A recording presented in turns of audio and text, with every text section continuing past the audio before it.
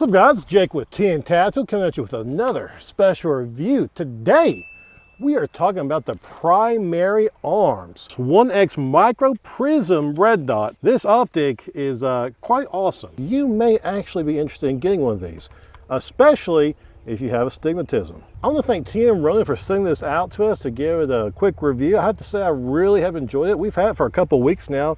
If anyone else has anything they would like to send out to us for a review, I'd really appreciate it. Just go to my About page, send me a quick email, and let me know. We'll talk. Okay, so the primary arms, SLX 1X Micro Prism. This is a pretty awesome optic. Kind of reminds me of an ACOG almost.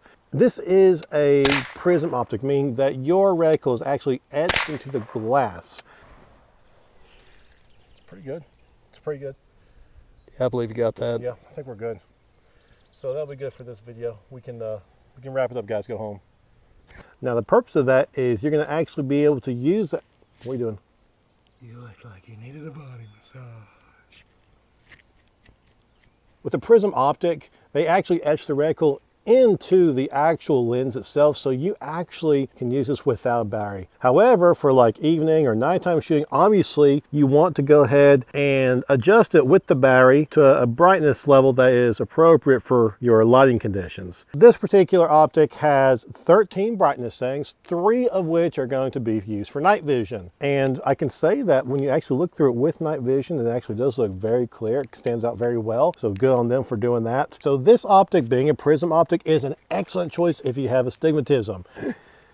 Whoa, don't know what that. Okay. Yeah, I just breathed weird. Typically with red dots and EOTechs, a lot of people with astigmatism have a huge issue with those particular setups because it kind of gets blurry for them and you see like a starburst pattern, and it's just not really feasible when you have eye issues. However, with this particular optic, this prism optic, it does work just fine if you have astigmatism. Everything looks very clearly, and I do have actually astigmatism that's been corrected with lenses, and I can tell you just with this, without my glasses on, it is very clear and very easy to use even without corrective lenses on. This optic was made for people that cannot use red dots or holographic sights because of those eye issues. So with that usefulness, that feature for those with astigmatism, you do have a con though, and that is the whole eye box effect. You know, with red dots and holographic sights, you have that one plane of glass, so there's not really an issue with how far away or how close your eye is to the optic. That's not the case with prism optics like this.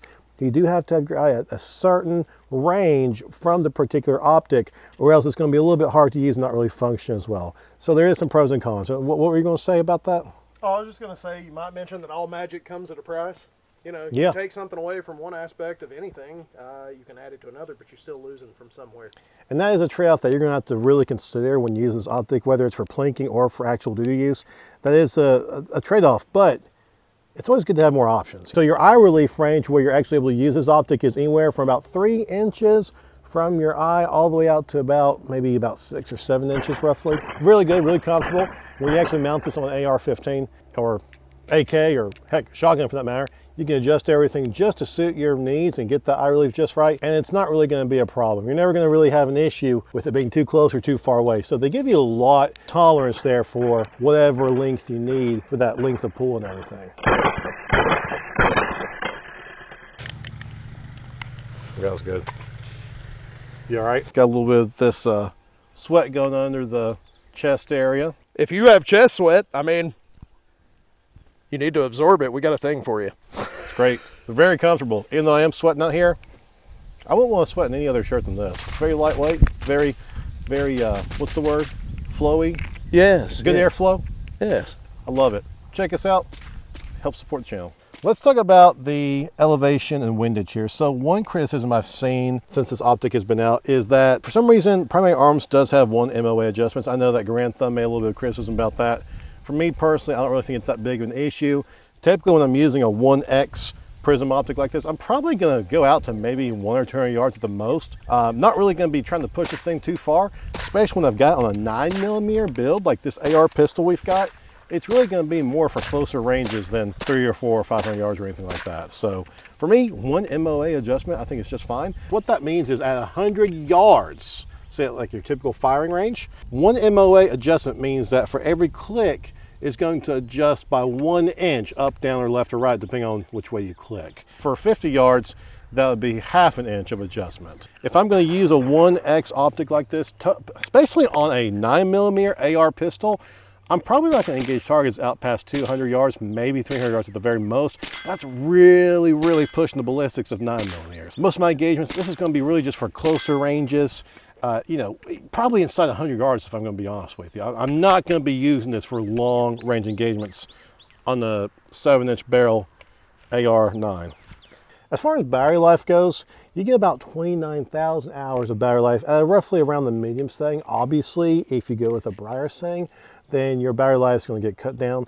And if you go with a lower setting, it's going to increase and prolong the battery as well. But like I said, with this being a prism optic, a lot of times, especially a lot of like bright daytime shooting like this, like these conditions, you're probably not going to have the reticle on at all. I just noticed if you look through it backwards, it's upside down. The reticle. Ooh. That's kind of crazy. I was looking at it and it looks clear. I mean, it's, you know, demagnetized, or it's demagnified, but it's upside down when you look through the front of it. That's crazy. All right, so the reticle itself, it's really, really sweet. So the reticle itself is probably my favorite design that I've seen on any optic so far. The reason why is because it actually features that chevron, but then it's also encased by a larger circle that's functional as well. Let me explain. The very tip of the actual chevron, let's say you actually have a 16-inch 223-556 rifle. Let's say you zero the very tip of it at 100 yards, zero. The inside corner of that chevron will actually be a 0 for 300, and the very bottom corners will be a 0 for 400 yards. Now that's just with a 556 16-inch barrel. Obviously with different barrel lengths and different calibers, you're going to have different results. They do provide some of those different options in the instruction manual, so check it out. You can still use it with like a 9mm PCC set, but they don't have listings out for 9mm or 45 or anything like that. So you just kind of have to adjust and see what really works best for you. Now the ring itself actually serves another primary function. That is for you shotgunners out there at about 25 meters. If you shoot double aught buckshot, it is going to spread just inside of that actual ring itself. So it makes it much easier as a good indicator for you to know kind of where you need to have your reticle and everything lined up. So the ring is actually pretty useful for those different functions.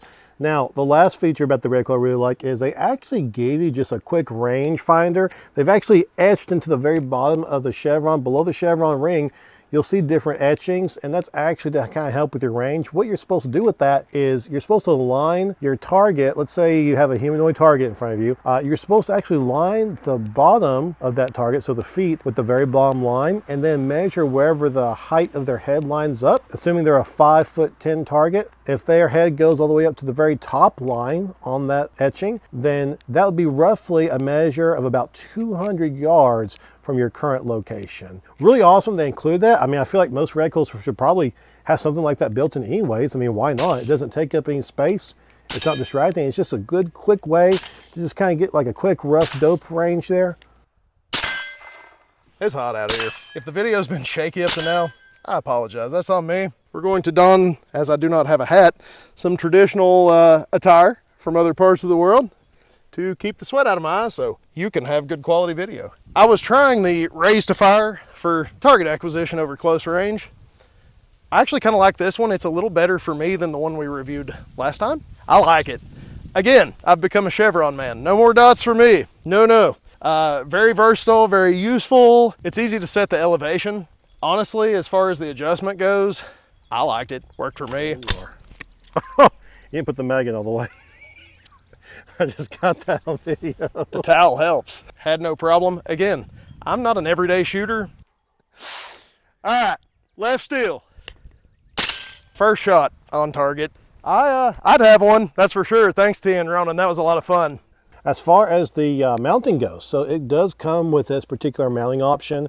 So the mounting is very durable, and we didn't have any issue with it losing zero. We didn't really bang it up or do anything too crazy because, again, this was lent out to us to just try out and see for ourselves. So we were not rough to this. You know, normally we take like a water bottle and start bashing it and stuff to try to really see if it's going to like hold zero. But from what we can tell, it feels very sturdy and very durable. And I mean, I don't think you really have any issue with maintaining zero with this particular optic. This really does feel like an ACOG in every way, shape, form, or fashion. It may not be as durable. You know, ACOG is very known for their durability. That's why it's always used in the military. But honestly, if you want the same function and performance, this really does come close to it. The price of this is roughly about 240 bucks, maybe 260. You can get in different options now with different levels of magnification. This is the 1X version, but I believe they offer it in 3X and 4X as well. Maybe 2X, not sure about that. But they do offer it also in 3X and 4X. Shut up and take my money. That's real money. You don't want to lose that. That's a little bit more than, yeah. It's a really reasonable price point, I think, at least. I mean, for what you get, it's very rugged, it's waterproof, shockproof, all that good stuff. The particular value you get for all the features it comes with, I think it's a really good buy. That was good. Guys, if you enjoy this kind of content, make sure to like, subscribe, comment down below. Did you pick up one of these optics? I would love to hear from you.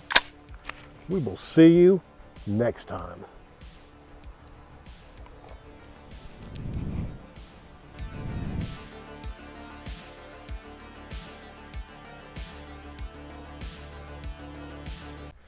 Guys, if you enjoy this kind of content, make sure to like, subscribe, comment down below. God